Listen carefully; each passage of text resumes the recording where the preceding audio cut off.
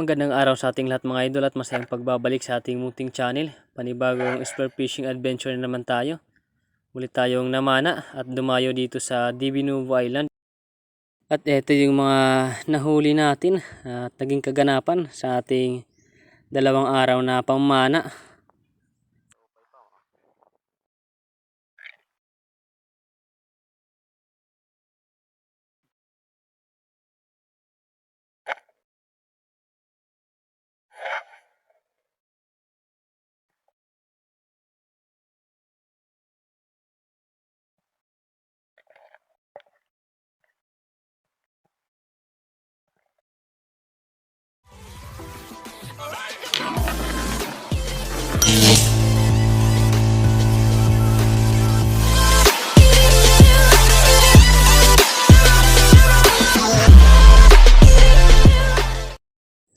So yan mga idol, dito na dayo natin dito sa Divinuevo. Muli tayong bumalik dito sa isla. Yan, kasama natin si Bro Richard, si Bro Daryl, tapos yan yung isa natin kasama. Yan, dyan sa upod, Bro Daryl. Sa tanga upod. Oliver. Si Bro Oliver. Ayan. Bali, 4 na kami na kasama ngayon. Yan, bumalik tayo dito sa isla kasi yan na kuha natin yung ating shout. Ito yung ordinary natin na shout, yung stainless na 6mm. Bali naman na tayo kakahapon. Yan, nakadali tayo ng luba at surahan. Kaya abang-abang lang tayo sa next episode ng upload natin. Bali, pupunta na kami ngayon dun sa babaan namin. Dun kami dadaan sa may parola. Sigurado na mapapalawan ulit si Bro Richard. Papawis muna bago mana. Kaya abang-abang lang tayo. Let's go. Well mga idol, bali dito tayo. Tayo, nakalagpas na tayo sa mataas na hagdanan. Pagkatapos mga idol ng ilang minuto na paglalakad namin papunta dito sa may baybayin sa likod ng parola, ayan, finally nakarating na rin tayo. Ayan na si Bro Richard, pababa na. Talagang doble ingat na sa pagbaba dito sa hagdanan. Medyo damage na kasi yung hagdanan, baka bigla nito masira. Napakakapal na kasi ng kalawang. Talagang pinagpawisan na naman si Bro Richard. Saan tayo bababa? Pa yung dapat baba natin kaso napakalaki ng high tide. Kaya timing natin ngayon mga idol na maliit yung alon at malinaw ang dagat. Sana hindi malakas yung agos ngayon. Abang-abang na lang kung mahuli natin. Sana makakuha tayo ng magandang klaseng isda. Galing suluan.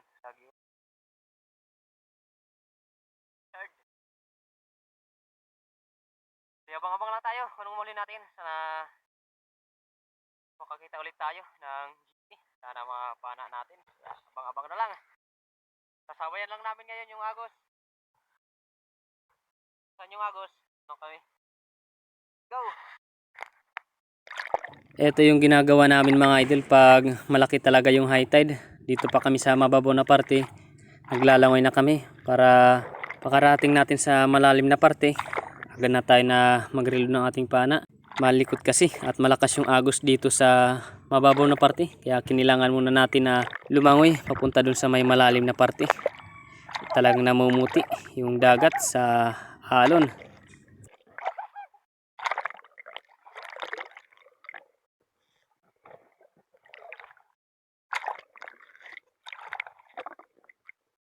Pagkatapos mga idol ng ilang minuto na pakikipagsapalaran natin dito sa may maalon na parte at agos ng dagat, nakarating na rin tayo dito sa may malalim na parte ng dagat.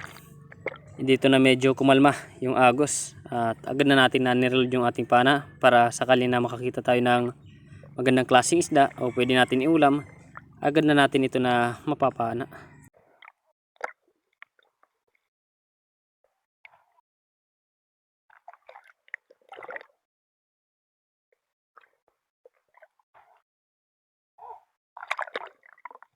Pagkatapos natin mareload mga idol ang ating spear gun, agad tayo na pumunta sa malalim na bahura at sinalubong tayo ng napakalaking stingray. Banogon ito kung tawagin namin mga idol. Napakalaki na, pero bawal natin ito hulihin, kaya hanggang video lang tayo dito. Pagkatapos natin video nitong stingray o banogon na pagi, may nakita tayo na isang peacock grouper. Good size na ito na pangbenta, kaya eto na yung ating tinarget. Medyo malikot itong peacock grouper, kaya tinaimingan lang natin na huminto at agad na natin ito na tinira. Thank you Lord at tinamaan natin. Isang good size na peacock grouper. First class na isda mga idol.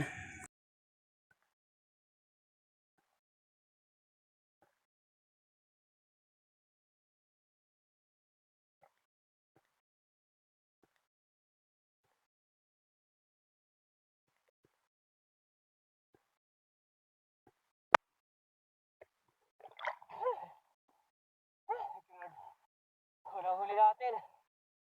Grouper. Alas 9:40 na. Kaya lang tayo nakahuli.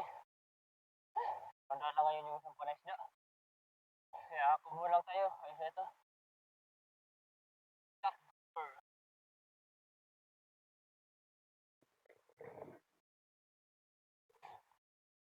Kaya mga idol, kunin natin yung shock ng kasama natin. Nahulog dito sa may biyak. Kunin natin. Kasama yung kasama natin.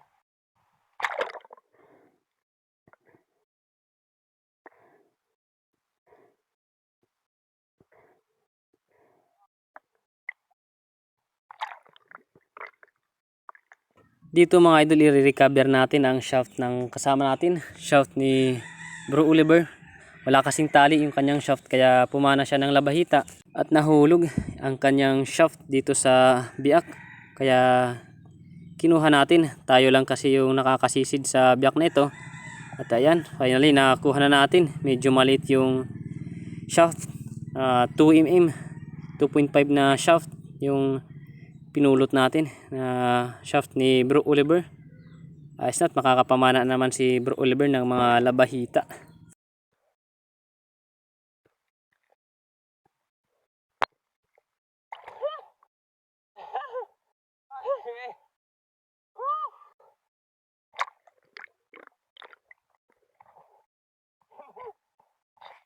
Ayun mga idol, na tayo.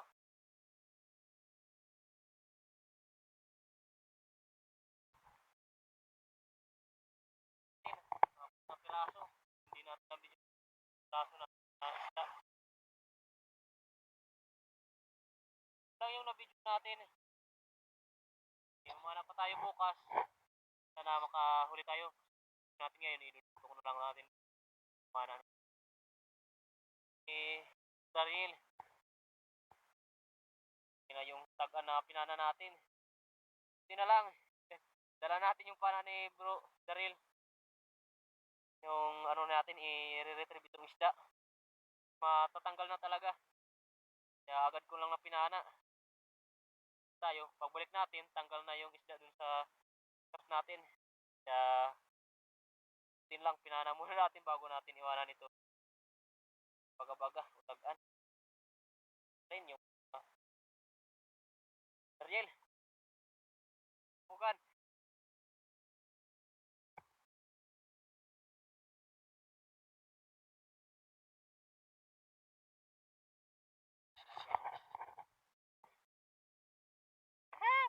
Tik nang wala yung shaft sa kanina. No, dami ng labahit. Partang ito. Sampun sa amin. Bro Richard. Kayang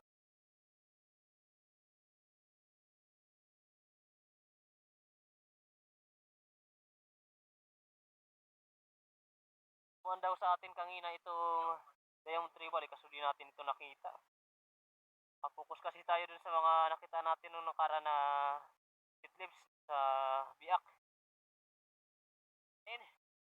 Yan bali, tabay tayo mga idol sa Pasira. Kita natin, natin. Nabili. So yun mga idol, bali ito na yung huli natin. Benta natin itong bayang natin. Second class itong bayang. Sama na natin to kasi secret class rin itong Sura na Bayarugon.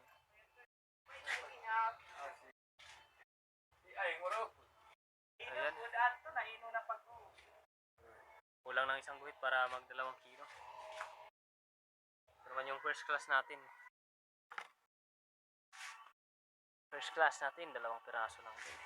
First class. Ayan. Kalahating kilo. Tapos isang guhit. Ayos na. Bali, abang-abang lang tayo mga idol para kita natin kung ilan yung kinita natin. So yan, good morning sa ating lahat mga idol. Bali, dito tayo sa bangka. Kasama si Bro Oliver. Tapos si Bro Daryl. Bali, tatalong kami doon na banda sa spot na pamanaan natin. Sumakay lang kami dito sa bangka. Si Bro na lang sa amin. Kukuha muna ng ulam doon sa bahay nila. Baka mayang alas 8. Yan, alas 6 pa lang ngayon, mga nagkisang oras bago si Bro Richard makasunod sa. So yan, bali, tabi lang tayo mga idol kung anong mahuli natin. At dito pagkarating natin mga idol sa spot na pamana natin, nagready na kami para tumalon. Dito na rin kami magsimula mamana dito sa spot na ito. At pinahinto lang namin yung bangka para tumalon na tayo. Yan, shoutout sa lahat ng mga nakasabay natin na sumakay dito sa bangka.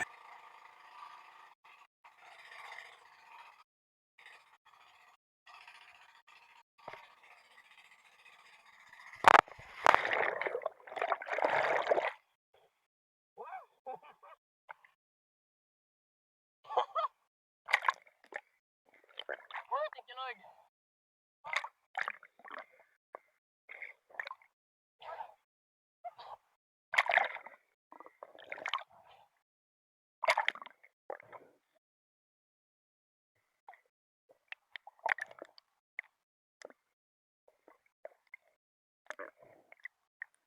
Pagkatapos natin ma-reload yung ating spear gun, agad na tayo na nag-drop dito sa may mga bato na maliliit.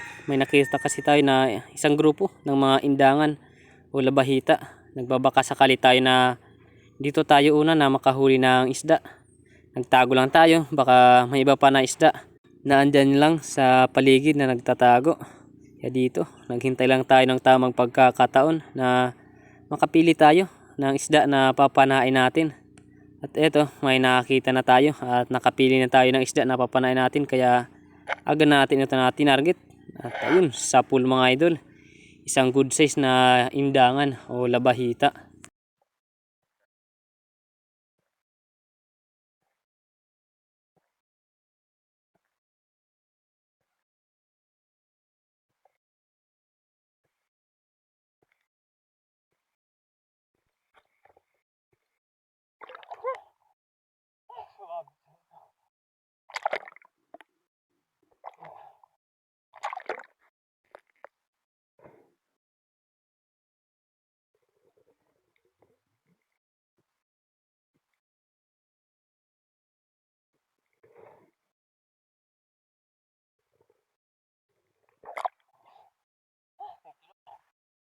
Wala ang huli natin.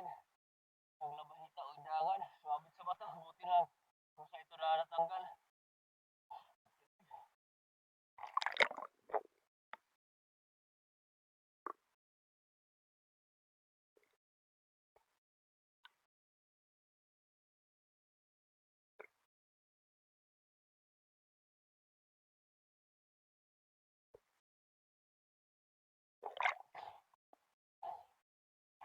Dito may nakita tayong samaral, good size na rin ito, mga 4 na daliri na ang lapad ng samaral na ito, kaya ito na ang tinarget natin.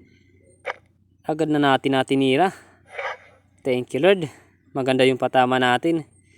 Medyo madalang kasi yung panain, kaya kinilangan na kumuha tayo kahit hindi kalakihan na mga isda.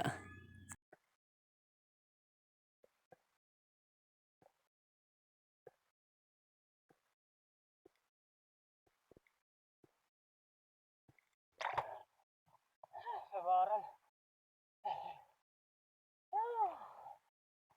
Ito, magulang mga idol.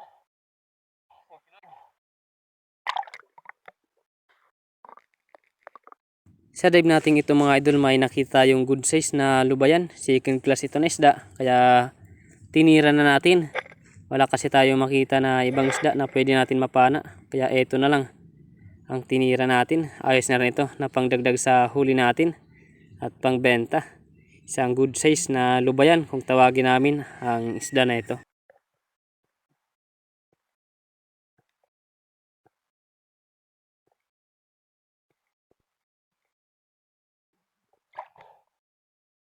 Lubayan. Laki daw mga idol. Thank you Lord. Natin. Tama.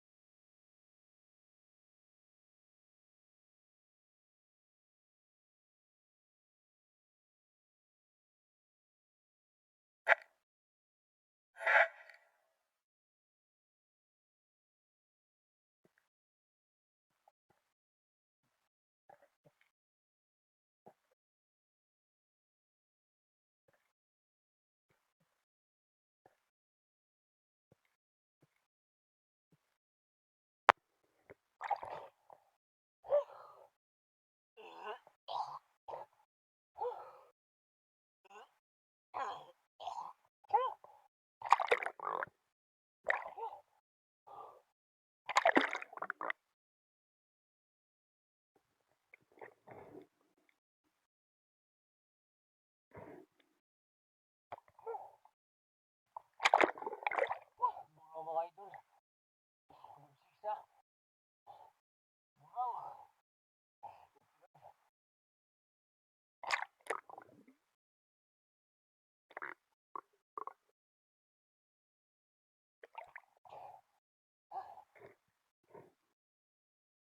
May nakita tayo mga idol na pugita. Nagpahiga-higa.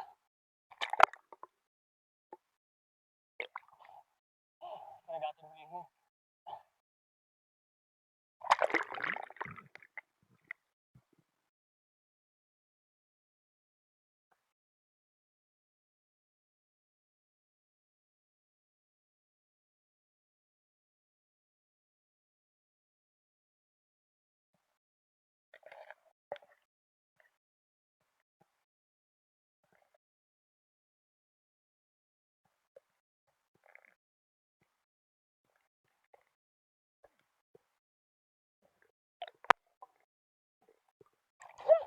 Putik ko papasok sa butas. Lakas! Lakas ako. Lakas ng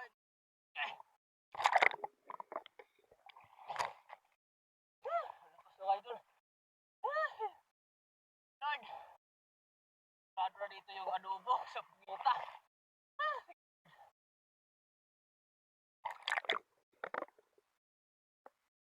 Mangabang lang tayo dun sa may batuan para ipakita natin yung mga nahuli natin na isda.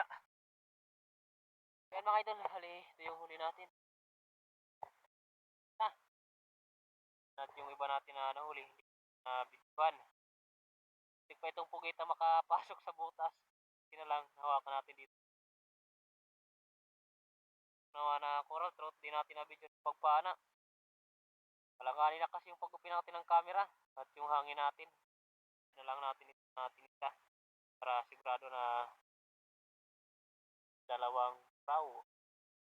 Bayan, Samaral, Bahita. Ayan, yung huli natin. Ay, yung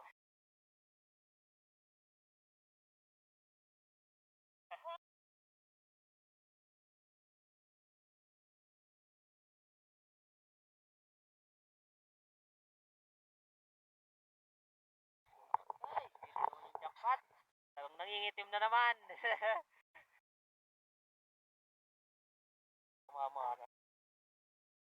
abangan.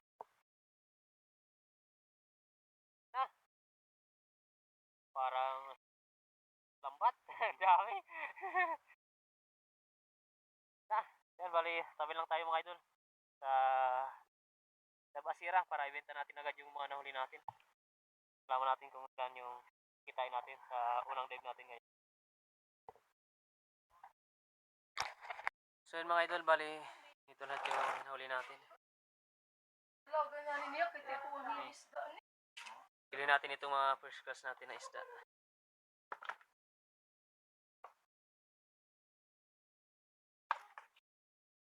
Yung first class natin.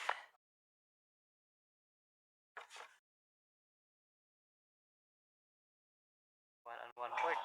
Isang. Pilihin naman natin itong second class. Second class natin. Yung pugita. Ito. Labahita.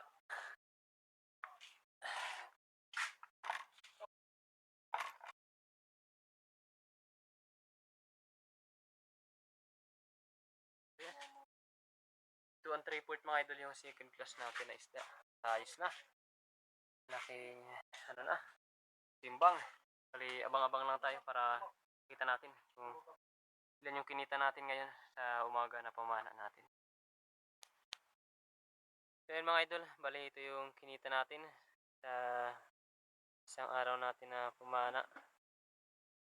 Yung D-dive natin, ayan.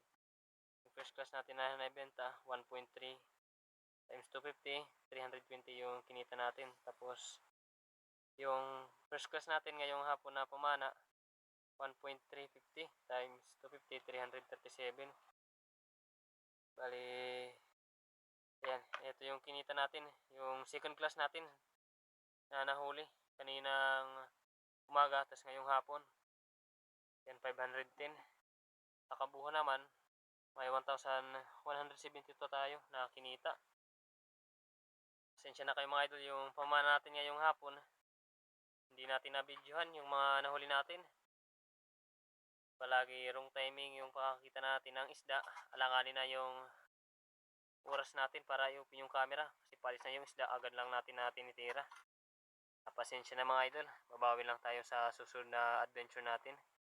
And maraming salamat sa inyo mga idol. Wala muna tayong shoutout ngayon kasi nandito pa tayo sa isla. Nandun sa bahay yung notebook natin. Kaya hindi pa tayo maka-shoutout. Kaya abang-abang lang sa susunod na adventure natin. Bye-bye!